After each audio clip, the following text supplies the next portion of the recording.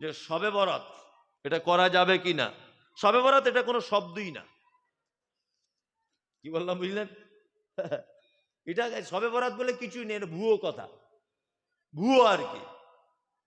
অনেকজনা বলছে না যে কিয়াম করা যেতেও পারে না যেতে পারে, আমি বলছি পচা বেদাত, করা যাবে না যাবে আলাদা ব্যাপার।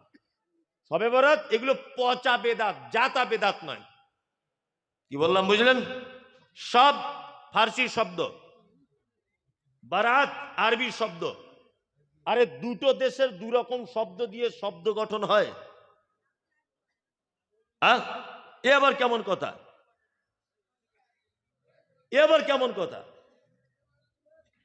আমি মুম্বাই গেলাম মাদ্রাসার কালেকশন করতে রমজান মাসে। তা আমার পাশে একটা হাজি সাহেব শুয়ে আছে, ও বাঙালি, দেখে বুঝলাম বাঙালি। তা খুব মশা কামড়িয়েছে, ওকেও কামড়িয়েছে আমাকেও কামড়িয়েছে। তা আমি ফজরের আগে ঘুম ভেঙে গেল, তো ওকে জিজ্ঞেস করছি, হাজি সাহেব অসুবিধা হয়েছে রাতে কিছু? বলছি অসুবিধা কুছ নেই হোতা, থোড়া সা মোটা কামড়াতা হ্যায়। মানে বেশি বোঝে না আর কি, ঠিক আছে, লেখাপড়া বেশি জানে না। থোড়া সা মশা কামড়াতা হয়। আচ্ছা বলুন তো, না ইংরাজি, না হিন্দি, না বাংলা, না মালিয়ালম, না তেলেগু, না কিছু, কি তাই না? ঠিক তেমন শবে বরাত এইরকম একটা শব্দ, ফার্সি আর আরবি দুটোর সংমিশ্রণে একটা শব্দ তৈরি করা হয়েছে। এটা কোনো হাদিস কোরআনের শব্দ নয়। আর এই উপলক্ষে আমাদের মেয়েরা জানে না যে রোজা টোজা রাখে না, রাখে না। এই উদ্দেশ্য করে রোজা রাখা ইসলামের কোনো পদ্ধতি নেই।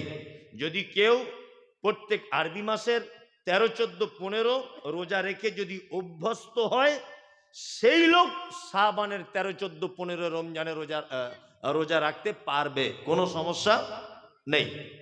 এটা যেন মাথায় থাকে। তবে এই শাবান মাসের গুরুত্ব রয়েছে, ট্রেনিং।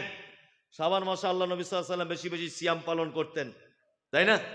শাবান মাসে ট্রেনিং করতেন, সামনে রমজান, ট্রেনিং চলতো।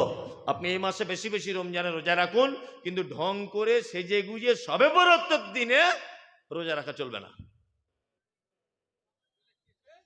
নাম্বার 2, এই দিনে অনেক সমাজে চলছে যে কোনো মসজিদে 50 রেকাত, কোনো মসজিদে 60 রেকাত, কোনো মসজিদে 100 রেকাত নামাজ পড়া চলবে, ধুমধাম। চলবে না? চলবে। অনেক মসজিদে জায়গা না পেলে ইট দিয়ে লাইন দিয়ে রেখে আসে যে সিরিয়াল বাই সিরিয়াল, তোর পরে আমি, আমার পরে তুই। আশ্চর্য ব্যাপার, এগুলো ইসলামের কোন রকমের বিধান এতে নাই।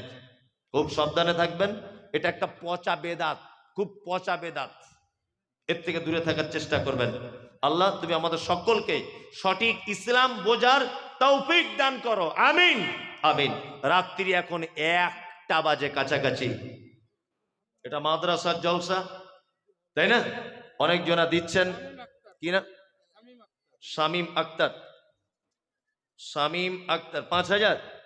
শামীম আক্তার এই নেন 5000 টাকা।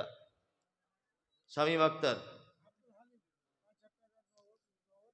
আচ্ছা বেশি নয়, 2টা গজল বলবেন, এটা আপনার কাছে অনুরোধ। আলহামদুলিল্লাহ, এতবার যখন বলছে বলি। আমি বেশি জানি নয়, 2টা একটা জানি, ওই ঘুরিয়ে ফিরিয়ে চালাই আর কি, বুঝলেন তো? ওই সব জায়গায় বলি, সে ছাত্র জীবনে মুখস্থ করেছিলাম। আদেশ করিল আল্লাহ পবিত্র কোরআনে, আর বিবাহ করিতে যত আদম সন্তানের। আদেশ করিল আল্লাহ পবিত্র কোরআনে, বিবাহ করিতে যত আদম সন্তানের। কোরআনে আদেশে আল্লাহ যদি না করিত, মানুষের বংশ সব ধ্বংস হয়ে যেত।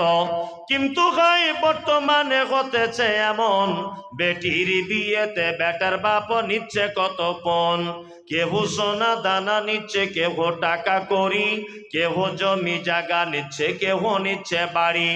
আবার কত বাপজি বলে নিব না গোপন, আর বেটা বেটি সাজিয়ে দিকে বিয়াই আপন। টাকার বেলায় সাধু সাজে, জমির বেলায় চোর। টাকার বেলায় সাধু সাজে, জমির বেলায় চোর। বর্তমানে বেটার বাপ এমনি হারামখোর। চোর লোকে চুরি করে অন্ধকারে হলে, আর বেটার বাপ করে চুরি দিনের উজ্জ্বলে।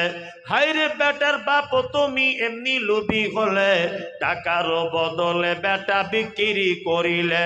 ফারাক্কার ঘাটে শুনি বিক্রি হয় পাঁঠা, পাঁঠার মতো বিক্রি করো তোমরা নিজের বেটা। হায়রে বেটার বাপ তুমি এমনি লোভী হলে, টাকার মতো বেটা বিক্রি করিলে। তোর জন্য কত নারী বিষ পান করে, কত নারী গলায় দড়ি দিয়ে ঝুলে পড়ে। এর জন্য কে বাদাই জানো বেটার বাপ, শত শত বেটির বাপরা দিচ্ছে অভিশাপ। দেন ভাই।